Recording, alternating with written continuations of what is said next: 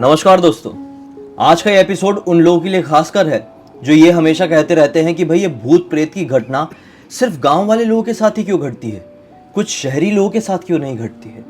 लेकिन bloody vibes के आज के इस खौफनाक से अनोखे एपिसोड में हम लोग आप लोगों के सामने मुंबई के मीरा रोड इलाके में घटी हुई ऐसी खतरनाक घटना की कहानी लेकर आ गए हैं जो इतनी ज़्यादा डरावनी और अविश्वसनीय है कि सुनते हुए आप लोग लिटरली ऐसे ऐसे ऐसे घबराने लगेंगे।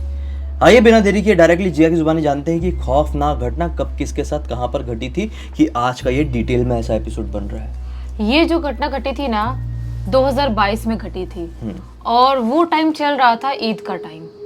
उस टाइम पे क्या था कि मीरा रोड के एक इलाके में जो थोड़ी सी ओल्ड टाइप की बिल्डिंग होती है ना, वो वाले इलाके में बहुत सारे फ्रेंड्स रहा करते थे साथ में, जिनमें दो तीन का नाम बता देती हूँ। एक थी मिष्टी और एक थी गौरी। ये लोग बहुत ज्यादा खास दोस्त थे और इनकी बिल्डिंग के एरिया में क्या था, A wing, B wing, C wing, D wing, E wing, ऐसे बहुत सारे विंग बने हुए थे। और जो भी बच्चे यहाँ पे रहते थे ना, वो सी विंग में एक टीचर रहा करते थे, उनके पास ट्यूशन पढ़ने जाया करते थे। सी विंग में जो टीचर थे उनका अच्छा खासा बड़ा क्लास खोल के रखा था, जहाँ पे आसपास के एरिया के उस बिल्डिंग के, खास करके वो जो बिल्डिंग से आसपास की, वो सारे बच्चे उनके पास ही आया करते थे।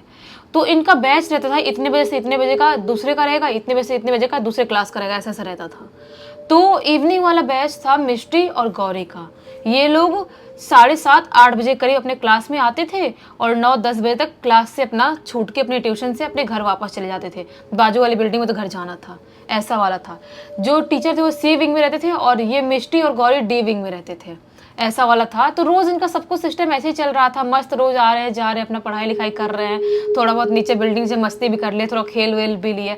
इनकी जिंदगी में सब कुछ ऐसे नॉर्मल चल रहा था। लेकिन आता है ईद का टाइम। ईद के टाइम में जो गौरी थी ना, बहुत खुश थी कि आज कोई फेस्टिवल है और अपने बिल्डिंग में बहुत सारे लोग हैं जो ईद सेलिब्रेट कर रहे हैं। तो एक जो दो दोस्त थी गौरी की, जिनके यहाँ ईद में वो जाने वाली थी, तो उस दिन वो मस्त अपने हेयर वॉश करती है और हेयर वॉश करके मस्त ओपन हेयर, गीले हेयर रखती है और मस्त वाला परफ्यूम लगाती है कि मेरे दोस्त लोग बोलेंगे उनके घर ईद पे जाने के लिए, तो मैं आराम से ऐसे ही जाऊँगी। और निकल जाती है अपने घर से अपने ट्यूशन आने के लिए। अपने ट्यूशन आती है और इनके ट्यूशन का 1 घंटे का क्लास अभी चल ही रहा होता है, 1 घंटे से बीता था, 1.5-2 घंटे का ऐसा रहता था।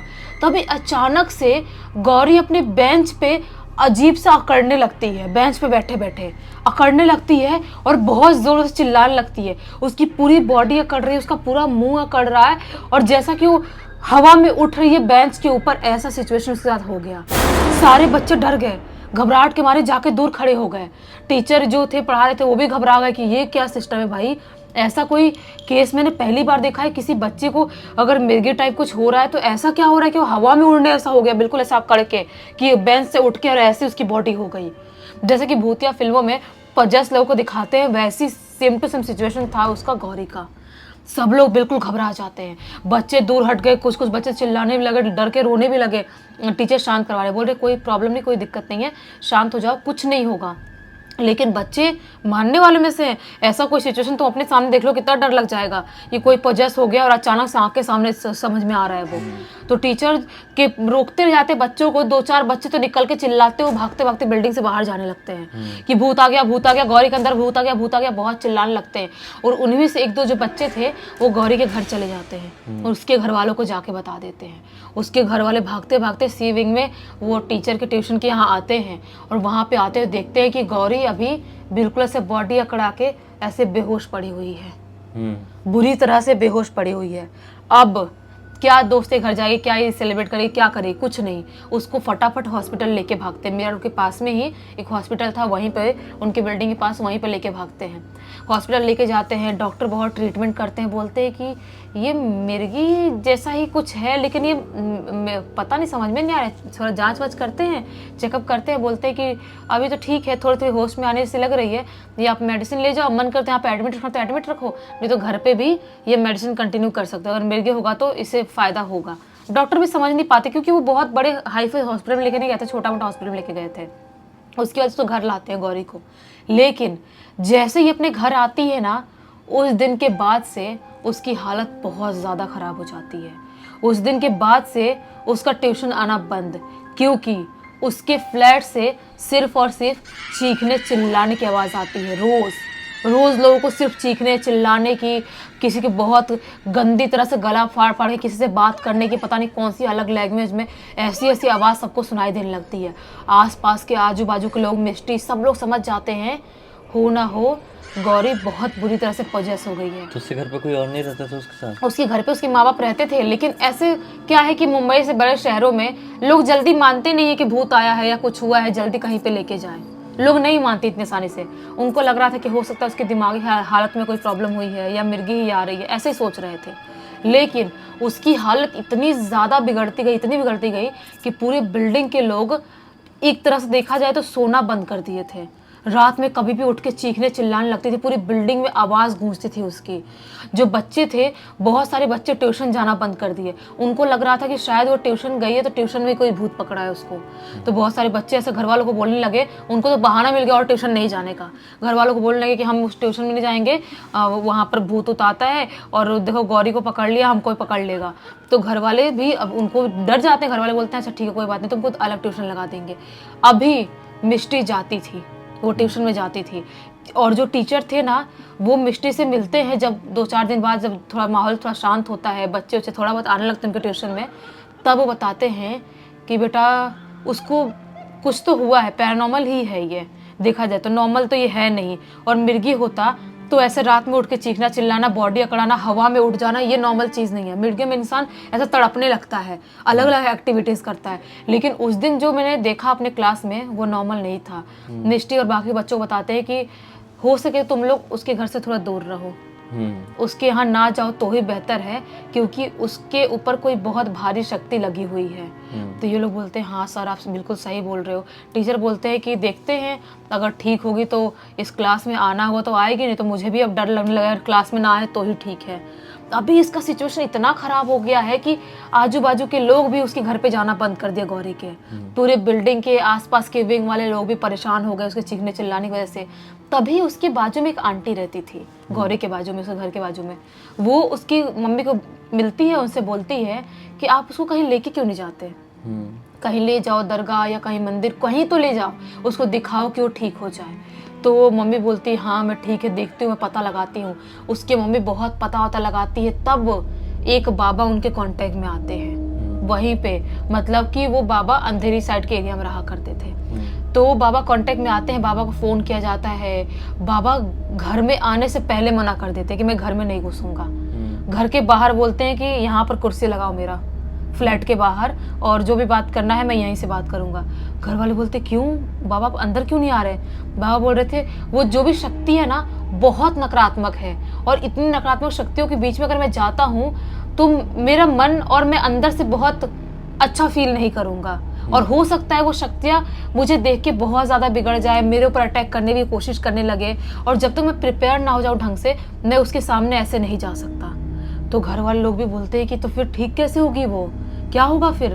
बाबा बोलते हैं कि उसको लेके आओ घर के बाहर, रूम के बाहर लेके आओ, मैं देखता हूँ। उसको जब पता नहीं क्यों कैसे उसको पता चल जाता है कि बाहर कोई आया है, उसको रूम में बंद करके मोस्टली रखा करते थे।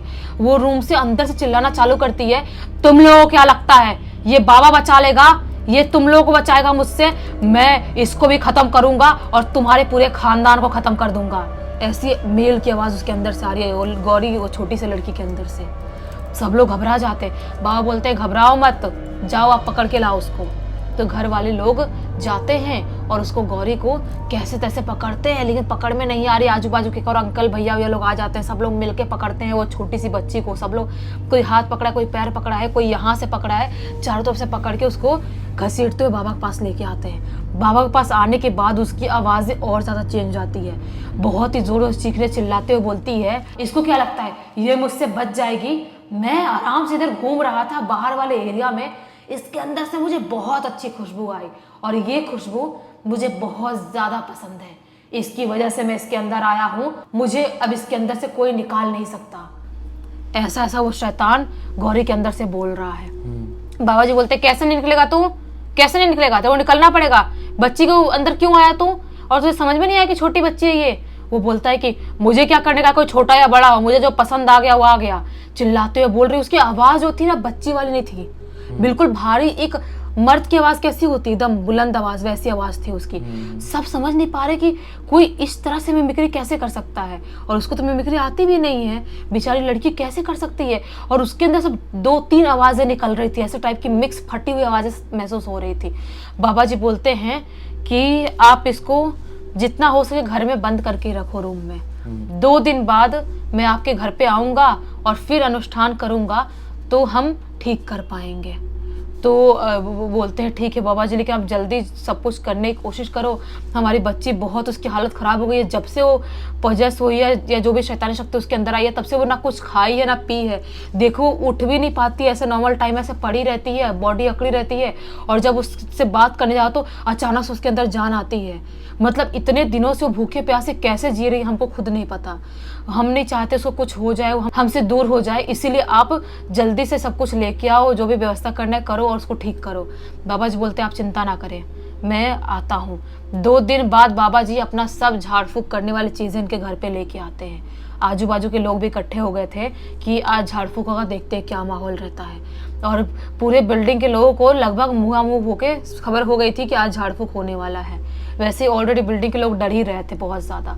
उसके बाद जैसे ही बाबा जी आते हैं घर पे, वो जो गौरी थी और आक्रामक हो जाती है, चीखना चिल्लाना, अब तो वो खुद को मारना स्टार्ट कर रही थी। उसके नाखून इतने दिनों में, इतने कम दिनों में, 8-10 दिनों में ही इतने लंबे लंबे कैसे हुए, किसी को समझ में नहीं आ रहा था। किसी का नाखून इतनी जल्दी 8-10 दिन में इतना ग्रो तो नहीं हो सकता, पॉसिबल ही नहीं है, ये साइंटिफिकली कहीं से भी पॉसिबल नहीं है। तो उसके नाखून इतने लंबे हो गए, अपने नाखून से पूरे गले में मार रही है, यहाँ से पूरा खून निकलने लगा, इधर से खून निकल रहा है, अपने पेट में मार के खून निकाल रही है। जैसे तैसे करते करते उसको हाथ को बांधते, पहले बोलते हैं इसका हाथ खाली रहेगा तो सब कुछ बर्बाद कर देगी ये लड़की। उसके बाद बाबा जी झाड़ फूक में लगते हैं बहुत घंटों तक, सुबह 9 बजे से लेके शाम के 7:30 बजे तक झाड़ फूक चलता है। उसके बाद जो गौरी थी वो बेहोश हो जाती है, बेहोश होती है, और उसके बाद मतलब डर जाते से घर वाले कि कैसे बेहोश हो गए, क्या हो गया। बाबा जी बोलते हैं चिंता मत करिए आप, चिंता करने की कोई बड़ी बात नहीं है, क्योंकि उसके अंदर शैतान निकला है, उसका शरीर बहुत खोखला हो गया है, इतने दिन से खाई पी नहीं है। आप ग्लूकोज लगवाइए, डॉक्टर को बुलाइए, कोई दवाई वाई सलाइन के साथ चढ़वाइए उसकी बॉडी में कि वो थोड़े उसके अंदर जान आए, नहीं तो ऐसे में वो ख़त्म हो जाएगी। तो फटाफट डॉक्टर को फ़ोन किया जाता है, जो कि दूसरे विंग में एक डॉक्टर रहा करते थे, लोकल वहीं पर रहते थे, उनको फ़ोन करते हैं, वो आते हैं और वो पूरा सलाइन लगाते हैं, मेडिसिन उसके बॉडी में जाती है। उसके बाद सीधे 1.5 दिन बाद उसकी आँख खुलती है। बाप रे। 1.5 दिन बाद आँख खुलती है, वो खुद को ऐसे देख के वो समझ नहीं पा रही थी कि क्या हुआ है मेरे साथ, पूरी बॉडी में पेन हो रहा है, पूरी उसकी हालत ख़राब है। मम्मी पास पूछती, मम्मी पापा क्या हुआ है मुझे, मेरे पूरे शरीर में इतना दर्द क्यों हो रहा है, मैं अंदर से बहुत कमज़ोर क्यों महसूस कर रही हूँ। मम्मी पापा बोलते तुझे सबको शांति से धीरे धीरे बताएंगे, तो शांत हो जाए, कोई दिक्कत नहीं है। बोलती है नहीं कुछ तो अलग हुआ है, ये मेरे शरीर पे इतने कट के निशान कैसे हैं, किसने मारा है मुझे, मम्मी पापा किसने मारा है मुझे बताओ। बोलते तू चिंता मत कर, कुछ हुआ था तेरे साथ, अभी तो ठीक है बिल्कुल। वो बिल्कुल हाइपर होने लगती है। घर वाले, मम्मी उसको शांत करवाती है और उसको थोड़ा बहुत खिचड़ी उचड़ी बना के रखी थी वो खिलाती है, और धीरे धीरे करते करते 1-1.5 महीने में उसकी तबीयत नॉर्मल होती है। 1-1.5 महीने उसकी तबीयत नॉर्मल होती है।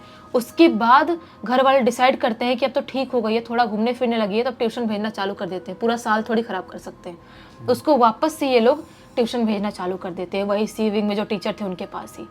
तो उस दिन जिस दिन ये क्लास गई ना, सारे बच्चे इसको देख के भागने लगे, डर रहे होंगे। हाँ टीचर बोल रहे भागो मत बच्चे, वो ठीक हो गई है, कोई टेंशन वाली बात नहीं है। गौरी बोलती है मुझे देख के क्यों भाग रहे हैं ये लोग। टीचर बोलते तुम चिंता मत करो, कुछ नहीं होगा। बच्चे लोग बोल रहे नहीं नहीं नहीं हम इसके साथ नहीं बैठेंगे, लड़कियां भी बोल रही नहीं नहीं इसके साथ नहीं बैठेंगे हम। टीचर बोलते हैं टेंशन मत लो तुम, कुछ नहीं होगा, बैठ जाओ, कुछ नहीं करेगी वो। बोलते नहीं नहीं हम नहीं बैठेंगे। जिस बेंच पे मिष्टी बैठी थी, 3rd बेंच बैठी थी, 3rd नंबर वाले बेंच पे, उस पर जाके गौरी बैठ जाती है। मिष्टी अब समझ नहीं पाती है मैं उठ के भागूं, क्या रिएक्ट करूं, क्या चीज़ें करूं। डर तो वो भी रही थी अंदर अंदर, लेकिन वो कुछ भी रिएक्ट नहीं करती है, सामने देख रही होती है। गौरी उससे बात करने की बहुत कोशिश करती है, लेकिन ये उससे बात नहीं कर रही होती, इतनी ज़्यादा घबरा गई थी। उसके बाद क्या होता है कि क्लास चालू हो जाता है, क्लास चालू हो गया, टीचर पढ़ाना चालू कर दिए। तभी अचानक से जो गौरी थी वापस से बहुत जोर से चीखती है, और चीख के साथ एक गंदी वाली हंसी हंसती है और चिल्लाते हुए बोलती है तुम लोगों को क्या लगता है ये जिंदा बच जाएगी, इसको मैं ऐसे ही मार डालूंगा। जैसा कि उसके अंदर वापस जो शक्ति गायब हुई थी वापस आ गई है। अब ये समझ नहीं पाते हैं कि क्या हो गया। टीचर घबरा गए, बच्चे वापस भाग गए, भागते भागते भागते भागते इसे घर पे गए। बच्चे लोग बोले, इसे घर वाले लोग वापस आए और सिचुएशन सेम टू सेम वैसा ही हो गया। फिर से जो ठीक हुई थी 1-1.5 महीने से अपने घर पे थी, वापस सिचुएशन वैसा ही हो गया। क्लास में आने के बाद फिर वो घर पे ले गए उसको। उसके बाद वापस से बाबा जी को फ़ोन किया। बाबा जी बोल रहे कि मैं नहीं संभाल सकता इसको, अब तुम लोग देख लो, कहीं और लेके जाना है, कुछ करवाना है तो करवाओ, मेरे बस की बात नहीं है। तो क्या करते घर वाले, अब क्या करें, कुछ समझ नहीं पाते हैं। तो घर वाले लोग डिसाइड करते हैं कि हम लोग मेहंदीपुर बालाजी के बारे में बहुत सुने हैं। जैसे जैसे करते करते कार बुक करते हैं, क्योंकि ट्रेन से ले जाना इसको पॉसिबल नहीं है, आक्रामक हो जाएगी, सब लोग घबरा जाएंगे या कूद गए ट्रेन से तो कार में बांध बूंद के कैसे कैसे ले जाएंगे इसको। बाय रोड कार बुक करके इसको मेहंदीपुर बालाजी लेके जाते हैं। यहाँ से राजस्थान इतना दूर है, वहाँ पर लेके जाते हैं। वहाँ पर वो मंदिर में एंटर नहीं कर रही है, लेकिन जैसे तैसे उसको मंदिर में एंटर करवाए। उसके बाद बहुत घंटों तक झाड़ फूक हुआ, तब जाके उसकी बॉडी के अंदर की जो शैतानी शक्ति थी उसको निकाला गया और वहीं पे बालाजी के मंदिर के अंदर बांध दिया गया। तब से लेके अभी तक गौरी पूरी तरह से ठीक है, लेकिन अभी भी बहुत बच्चे हैं जो उस क्लास में और वो सीविंग के आसपास जाने से बहुत ज़्यादा डरते हैं। तो अभी वो कोचिंग क्लास चल रही है कि, लेकिन अभी कोई एक्टिविटी किसी और बच्चे के साथ नहीं हुई तो अभी नहीं बोल सकते वो क्लास ही भूतिया है या बिल्डिंग भूतिया, कुछ भी हो सकता है। हाँ, वही मैं बोल रहा हूँ, मुझे समझ में नहीं आया इस कहानी में कि एक घटना उसके साथ घटना कैसे शुरू हुई। मतलब उसके अंदर वो भूत आया कैसे? कोचिंग क्लासेस की वजह से, वो रोड की वजह से, बिल्डिंग या फ्लैट, क्या है? कुछ भी हो सकता है। वो ईद वाले दिन बहुत ज्यादा परफ्यूम लगाई हुई थी, बाल खोली हुई थी, और वो शाम का टाइम हो रहा था 7:30-8 बजे का, और उस टाइम पे तो कितनी शैतानी शक्ति एक्टिवेट रहती है। कहीं से भी इसको वो कर ली पोजेस और इसका सब जिंदगी पूरी तरीके से बर्बाद कर दी। खैर, इस मामले में ये बहुत अच्छा हुआ कि इसे घर वालों ने सही समय पर सही कदम उठाए। बाकी हाँ, थोड़ा सा और लेट होते तो पता नहीं क्या कुछ हो सकता था उसके साथ, लेकिन नहीं हुआ। उसकी किस्मत बहुत अच्छी थी और हम यही प्रे करेंगे कि आगे भी पूरी तरीके से ठीक रहे। इस पूरी घटना की जानकारी हमको किसके थ्रू मिली है? मिष्टी ने खुद बताया। मिष्टी ने ही खुद बताई है। तो उम्मीद करते हैं कि आज की इस कहानी के जरिए आप लोगों को एक बहुत अच्छी जानकारी, सीख या मनोरंजन मिली होगी। तब तक इस वीडियो को देख लिए तो लाइक जरूर कर देना, चैनल को सब्सक्राइब करके बेल आइकन दबा ऑल के ऑप्शन में क्लिक करना, क्योंकि इसी तरह के हैरान कर देने वाले खौफनाक वीडियोस डेली आप लोगों के सामने लेके आते रहते हैं। इंस्टाग्राम के लिंक इस वीडियो के डिस्क्रिप्शन बॉक्स में मिल जाए, क्लिक करके डायरेक्टली वहां पर पहुंच जाना और इसी तरह की कोई भी कहानी, टॉपिक या जानकारी आप लोगों के पास भी है तो लिख भेजना। हो सकता है हमारा अगला वीडियो कल आपके हिसाब से ही बन रहा हो। तो चलिए कल फिर से मिलते हैं, तब तक के लिए बहुत बहुत धन्यवाद। आपका दिन शुभ हो।